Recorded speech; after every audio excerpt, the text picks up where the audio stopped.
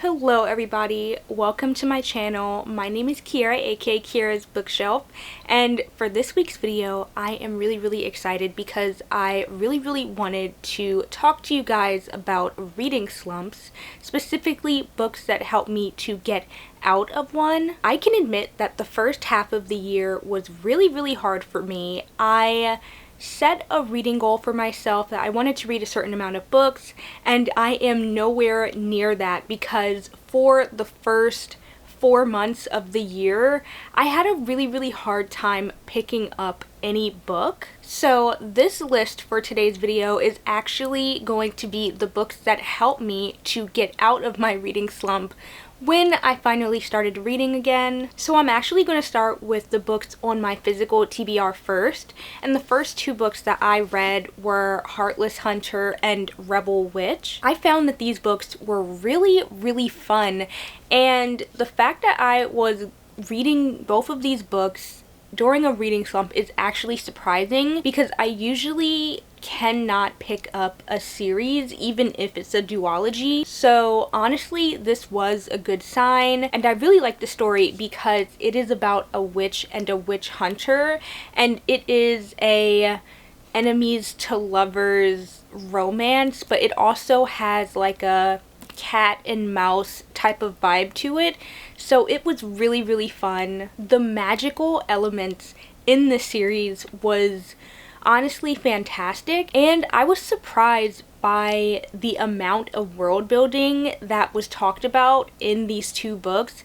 Because it's a duology, I feel like there wasn't really too much that could be done with this series, but with what was crammed into these 300 to 400 pages, I genuinely feel like it was perfect. So the next book that helped me to get out of a reading slump was The Corpse Queen. I would definitely recommend this if you like spooky gothic stories. It wasn't gory at all despite the title, which I honestly was really surprised about. I really like how smart the main character was in this story. Honestly, I can't really say that the villain in this book was my favorite. I feel like the main character shined a lot more, but that's honestly okay because the atmosphere is what really made this book. It takes place in Philadelphia in 1855. In this time period, people are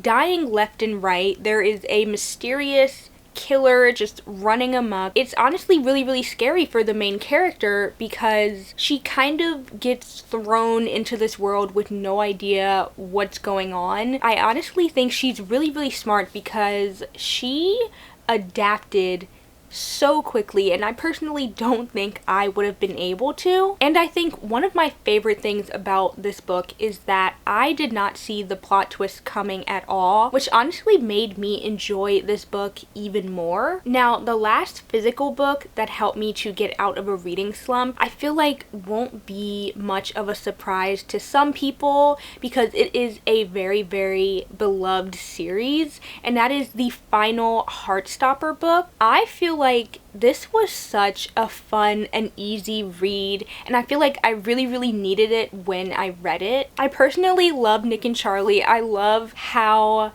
cute and realistic and like pure the romance is. And honestly, upon finishing this volume of Heartstopper, I realized that I really want to read Alice Oseman's other books. I kind of just want to see what they're about and see if they're just as cute, because I honestly think this was a 6-star read. Now, the next 3 books that I want to talk about were actually featured in my romance reading vlog, and those books were The Cuffing Game, My Mechanical Romance, and Meet Me Under the Lights. Now, because I do have a reading vlog out about these books already, I feel like it would probably be best if you guys just watch that video if you really want to know more about these 3 books. I go into a lot more detail when it comes to talking about the characters and how the romance is developed in each book, and it was a lot of fun. Now, the last two books that I want to mention were honestly a huge surprise when I found them, because they are a part of a series that I read a really, really long time ago on my channel. So these last two books were Turned at Dark and Saved at Sunrise,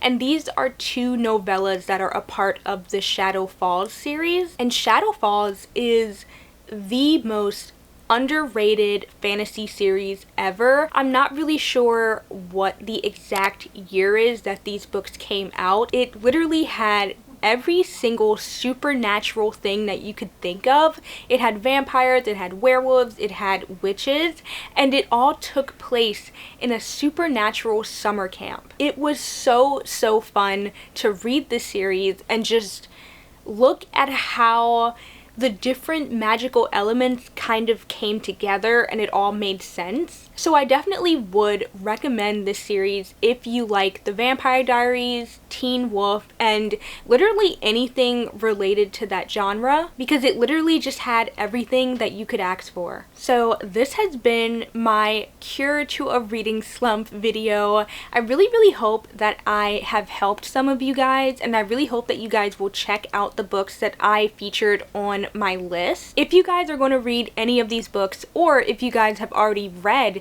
some of these books that I listed, then please let me know in the comments, because I would really love to talk to you guys about it. Please be on the lookout for some really exciting reading vlogs, because I have a lot planned for my channel for the rest of the year. Check out some of the reading vlogs that I already have on my channel, because they're honestly great and they were a lot of fun to film. So with that, this has been Kiara's Bookshelf. Bye!